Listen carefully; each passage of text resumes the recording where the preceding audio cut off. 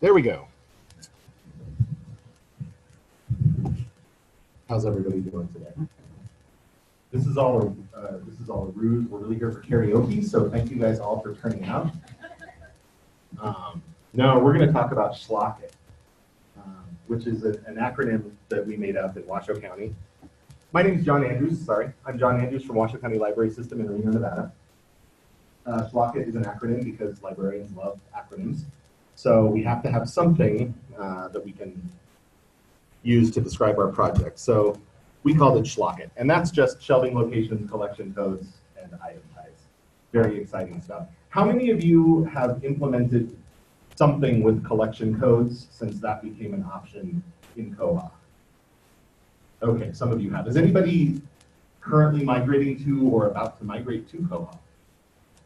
No, you're already there. So you'll all be in the same boat I am if you decide to take any of my advice today. So as you know, we didn't used to have shelving locations. We didn't used to have item type categories. So when we configured Koha, we had to decide just what to do with item types and shelving locations. And now we have more options. So,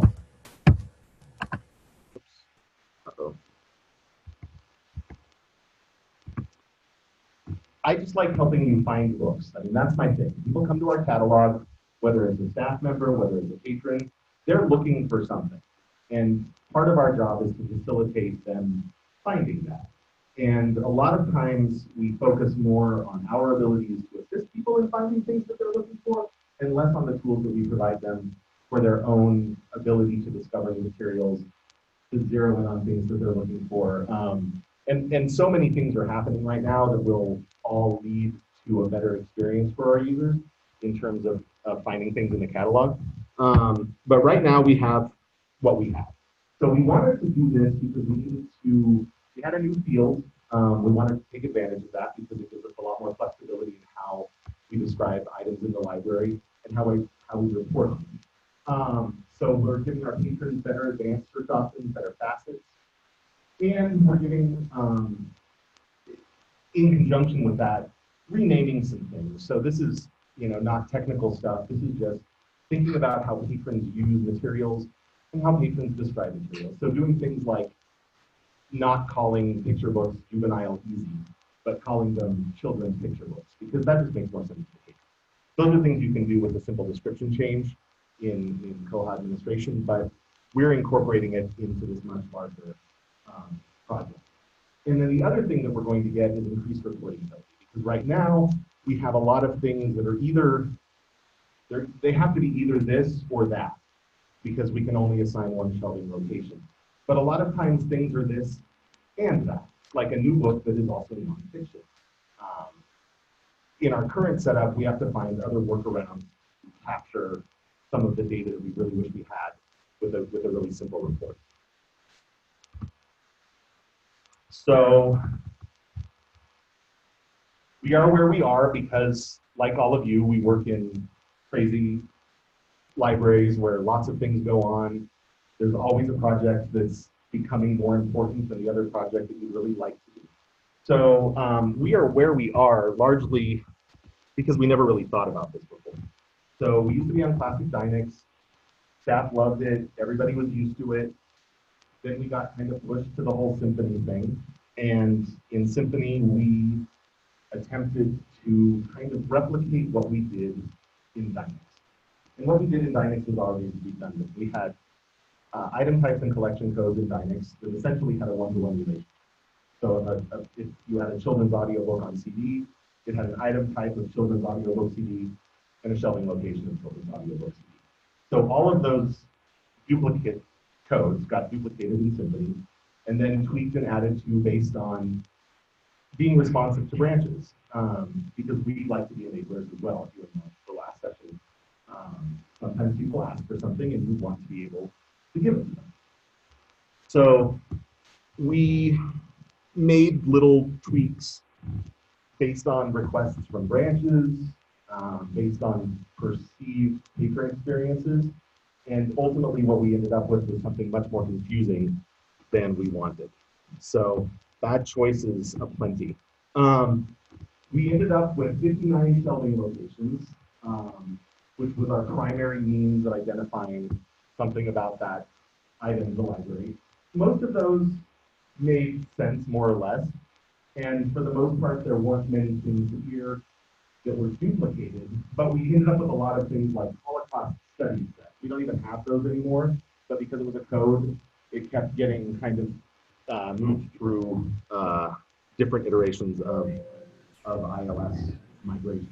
So we just kind of, and it was always also like a hurry up, we need to do this now. So sometimes it's easier to just copy what you've got, map a one-to-one relationship, and end up in the new system with essentially the same thing. But we have a lot of shelving locations that we don't really want to see. So that requires us to hide those in advanced search, to hide those from facets, because they really don't make sense for the patrons, or they need like a status in Symphony that we just kind of turned into a location because we wanted to still do that same thing, and we didn't have a status option that we could just turn on. So we ended up with just a lot of stuff. And then there's the item type misery, which is item types govern circulation rules. So we have some libraries that have floating materials and some libraries that don't have floating materials. We have libraries that have materials that we want to hide from the rest of the catalog, even though they're still part of the same collection. So we have books. We have books that live at the Gerlach library. We have books that don't float.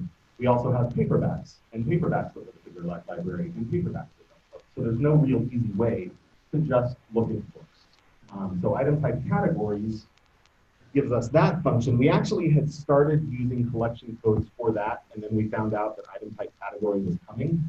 So at that point, we kind of paused, regrouped, and decided we needed to start from square one.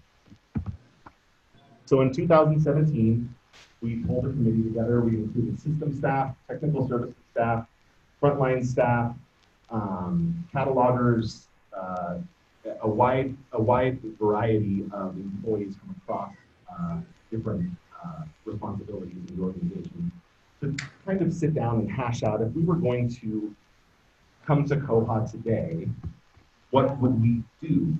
What would we do differently? What would we do the same? And we really wanted to focus in on creating the simplest experience for patrons, and also one that would help us do the things that we need to do. So my goal with this presentation was to kind of report on the completion of our project. But as you can imagine, even though we started these discussions back in 2017, we had some delays. Implementation didn't start until a couple of months ago. So we are still very much in the testing phase of this right now. So we're currently in the dev server, setting all of these codes up, doing work with our support vendor, Bywater Solutions, to retroactively change things that will no longer have the same value we think we do. And then we're also working on staff messaging right now, because getting everybody on board, or at least aware that these changes are coming, is really important. So then we'll move on to tweaking displays in the OPAC on the staff client once we've got our dev server stuff kind of set up. And then we'll move to implementation in production. So we'll have to train staff on new procedures, including their main procedure, which is when items come off the new bookshelf, what do they do with them? That procedure will change for staff. Frontline staff shouldn't see much more of a difference with our new setup. But we will have to rewrite a lot of reports. We're expecting that to be a simpler process than it currently is for a lot of the data that we try to capture.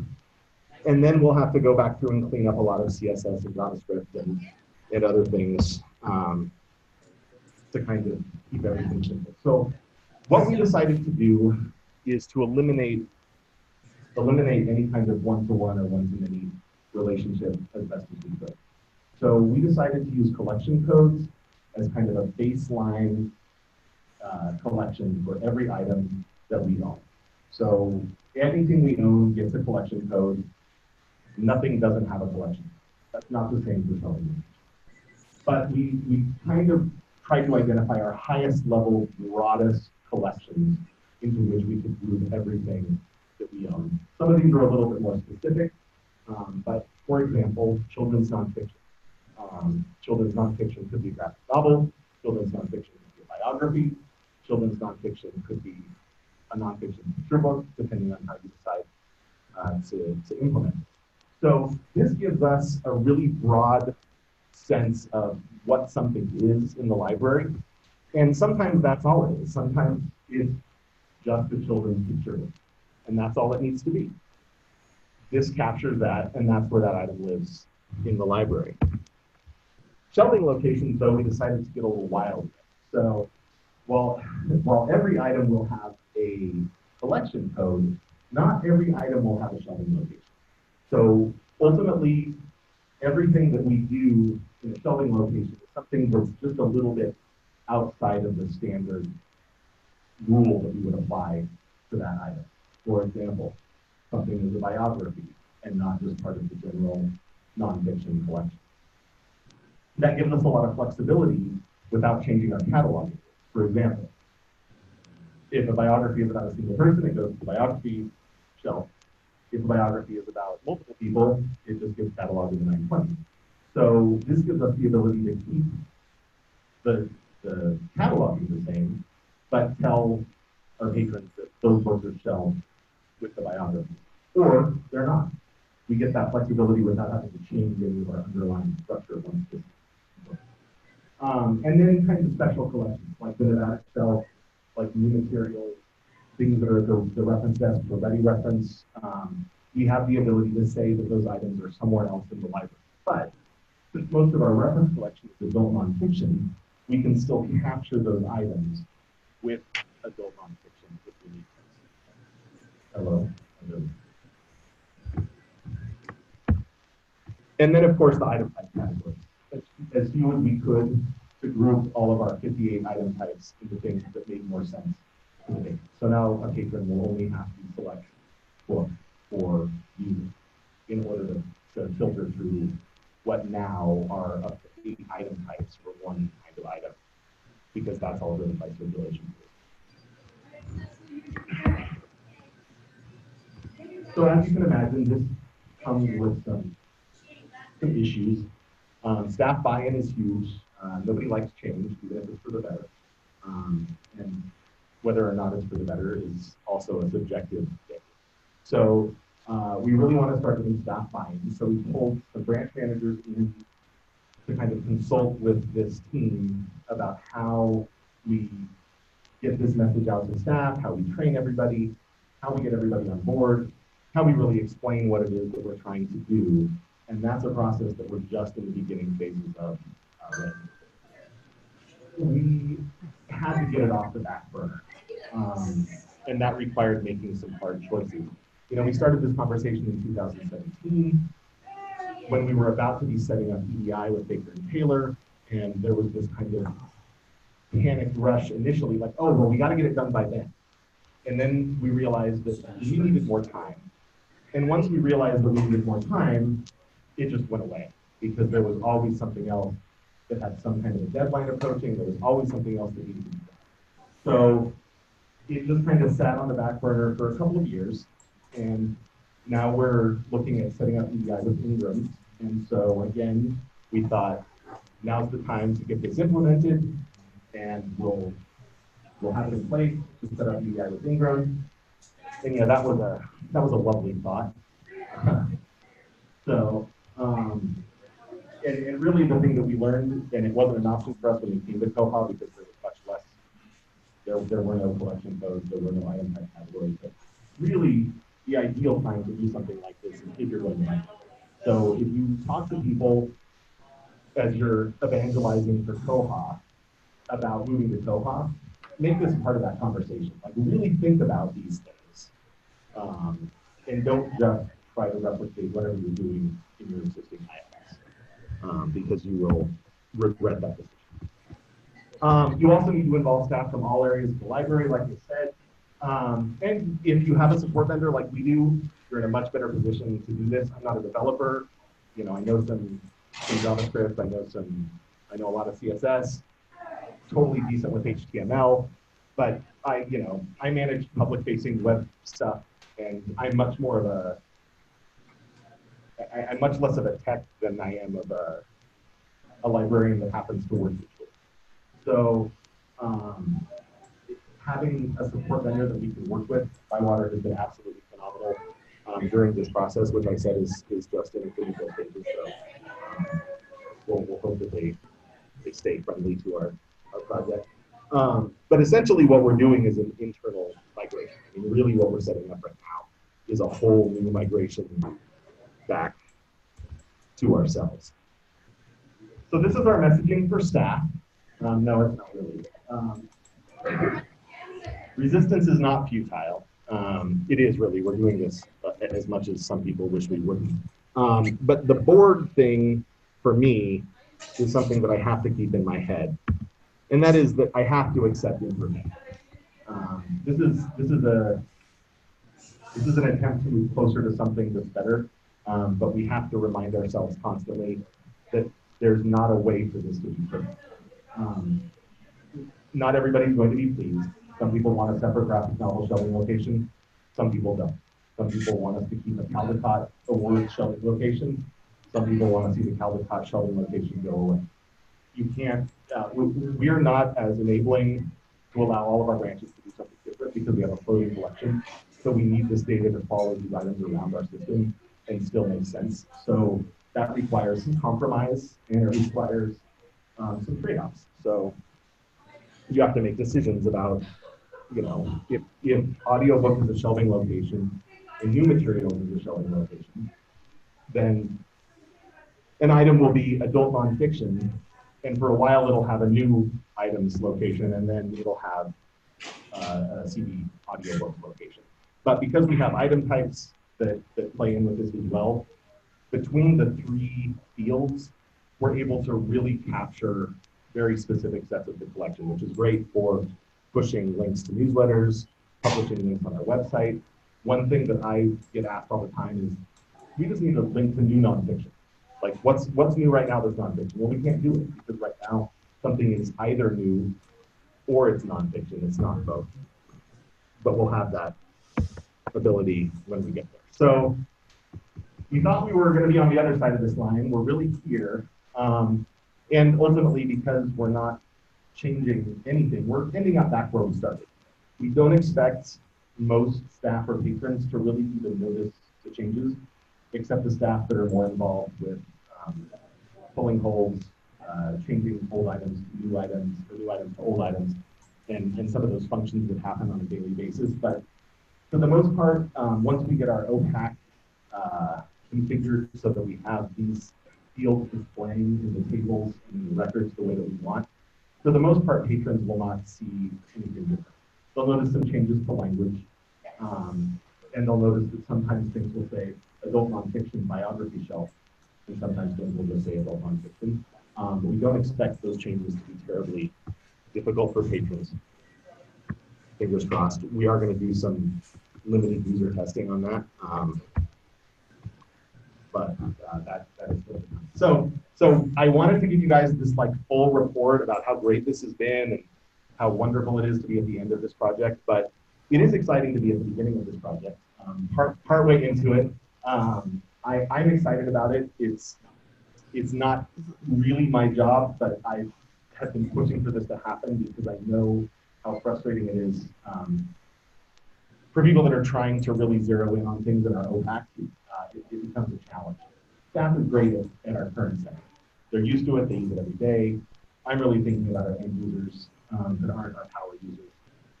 Because you don't like getting purchase requests for things you already own. You want people to be able to find the stuff you've got. So that's our ultimate. With that, I will take any questions. I don't think I took nearly my full 45 here. So we've got time for karaoke. Anyone? Brenda? Volare. Questions, comments, concerns, things that I didn't think of that you think, oh my God, why is he doing this? You should have thought of X. Yeah. So, migration.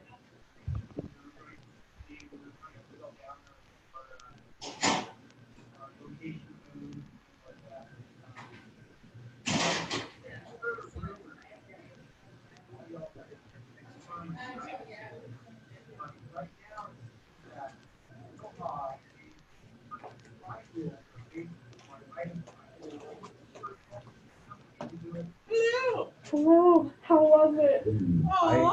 Did you have a good cry? I think so. I couldn't be certain about that.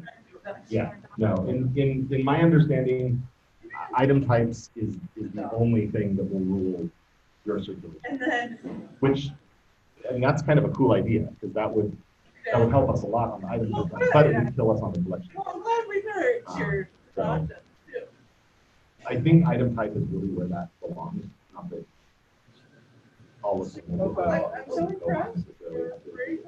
But I know, especially because election over you there have too. to I have was like, what one a field time where to you can assign go. that level of specificity when you have copies of the same item that float, copies that don't float, Romance for that slip are cards. paperback and search 70 for in there today. copies that search for 7 days, copies Tim and I were just for 2 days. laughing.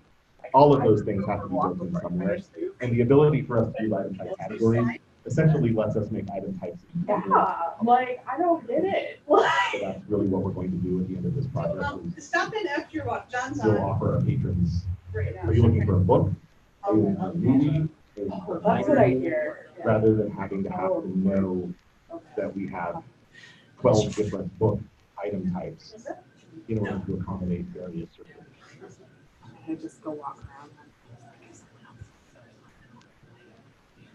Not big movement. Yeah, I'm trying to get it. Okay, I'll be good too then.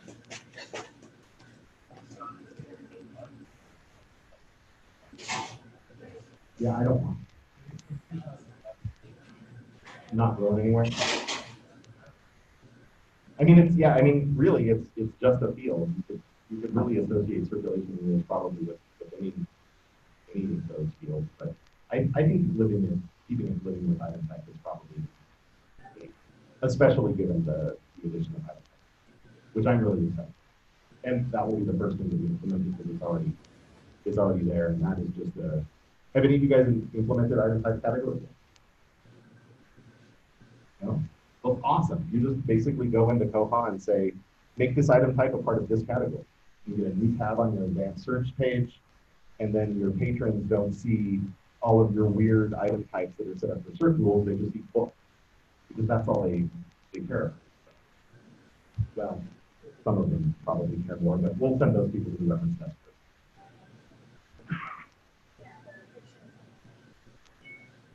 Anything else? All right, well, I guess lunch came early for this room, a little bit anyway. I'm not even sure what time it is, 11:07, so 20 minutes early. So thank you guys very much, and I'll be around through the weekend, so talking more about this exciting project if you would like. Thanks a lot.